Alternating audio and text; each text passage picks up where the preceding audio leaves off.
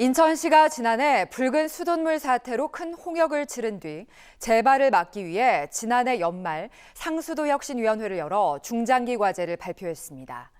특히 올해를 상수도 행정 선진화 원년으로 삼아 수돗물 공급 전 과정에 대한 혁신을 이룬다는 계획입니다. 유승열 기자의 보도입니다.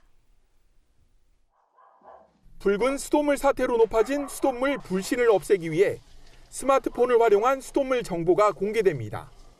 공개 내용은 시민들의 관심이 높은 pH 농도와 잔류 염소, 탁도 등 3개 항목입니다. 4개 정수장에 대한 수질 데이터를 1월부터 공개를 하고요. 2단계로 배수지 33개소하고 배수권역 26개소에 대해서 올 하반기부터 단계적으로 공개할 계획입니다. 인천시는 내년까지 스마트 상수도 관리 체계를 구축한 뒤 취수원에서 수도꼭지에 이르는 수돗물 공급 전 과정에 대한 정보를 공개할 계획입니다. 또 지진이 발생해도 수도 시설의 기본 성능이 유지될 수 있도록 가압장 75곳과 정수시설 5곳에 대한 내진 보강 작업이 추진됩니다. 고도 정수 처리 시설 도입은 지난해 9월 공촌 정수장에 이어 수산 등 다른 정수장으로 확대해 나아갈 계획입니다. 이와 함께 올해 서구와 부평구 등의 노후된 수도관로 89km가 교체되고 2025년까지 모두 4,088억 원을 투입해 506km의 관로가 교체됩니다. 노후화되고 있는 관로 12km에 대해선 관세척 시범 사업이 실시됩니다. 또 올해 상반기까지 수질 안전을 체계화하고 수도 관망 관리를 강화하기 위한 조직 개편이 추진됩니다. 인천시는 상수도 혁신을 위해 예산 469억 원을 확보하는 등 올해를 상수도 행정 선진화의 원년으로 삼는다는 계획입니다. OBS 뉴스 유승열입니다. 붉은 수돗물 사태 직접 취재를 한 유승열 기자 나와 있습니다. 먼저 지난해 붉은 수돗물 사태의 원인이 무엇이었는지 정리부터 해주시죠. 네, 붉은 수돗물 사태는 지난해 5월 30일 시작됐는데요. 공촌 정수장의 정기 점검으로 수돗물 공급 관로를 바꾸는 과정에서 일어났습니다. 인천 상수도 사업본부 담당 직원이 매뉴얼에 따르지 않고 무리하게 수계 전환을 했는데요.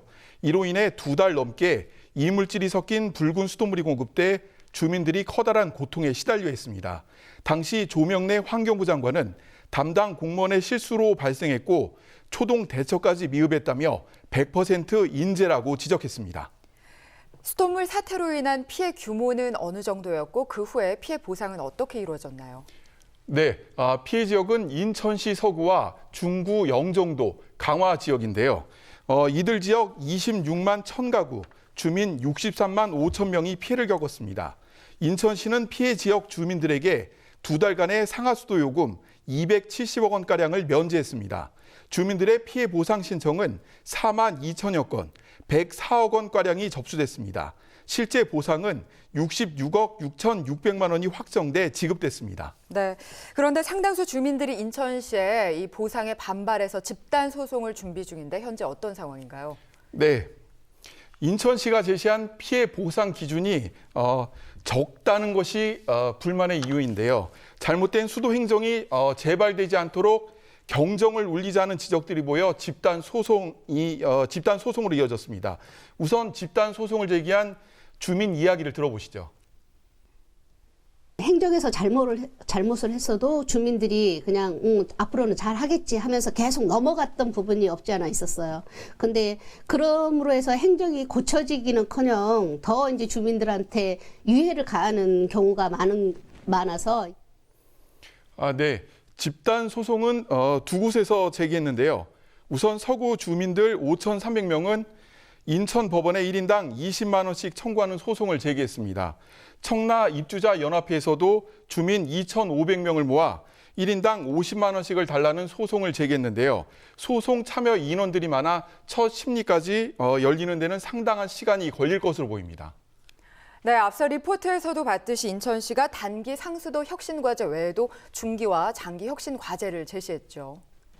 네, 정수장에서부터 상수도 관로, 가정의 수도꼭지에 이르기까지 수돗물 공급 전 과정의 체계를 개선하는 수돗물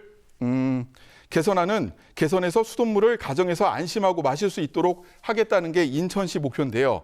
우선 중기 혁신 과제로 전국 최초로 먹는 물 수질 감시 기준에 부식성 지수라는 그 개념을 도입하기로 했습니다. 관 기자의 얘기를 들어보시죠. 탄산칼슘이 불포화 상태로 있으면 녹이 많이 쓰이고 그리고 시멘트에 영향을 미쳐서 이제 붉은 수돗물에 큰 영향이 됩니다. 그래서 그것들을 환경부에서는 조사는 했지만 또 지수로 도입하는 걸 하지 못했는데 네. 가정의 물탱크와 옥내 급수관 관리가 강화되고요. 또 도서 지역의 물 서비스가 내륙 지역의 동일한 수준으로 관리됩니다.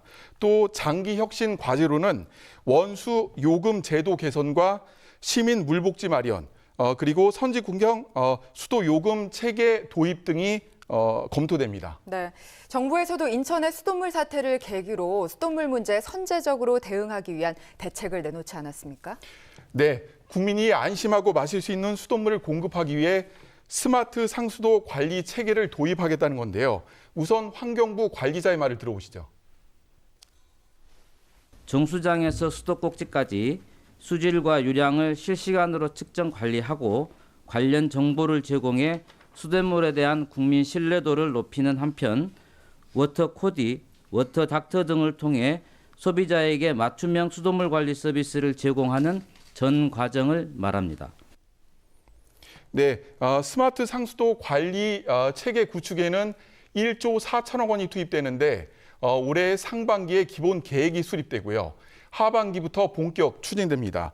정부는 스마트 상수도를 통해 기존의 수돗물 사고가 발생한 뒤 대책을 마련하는 방식에서 벗어나 사전에 문제를 파악하고 대처할 수 있을 것으로 기대하고 있습니다.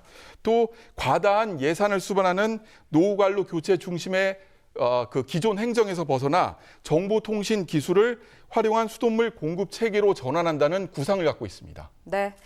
인천시뿐 아니라 정부까지 나섰다고 하니 빠른 시일 내에 국민들이 안심할 수 있기를 바라겠습니다. 유 기자 잘 들었습니다.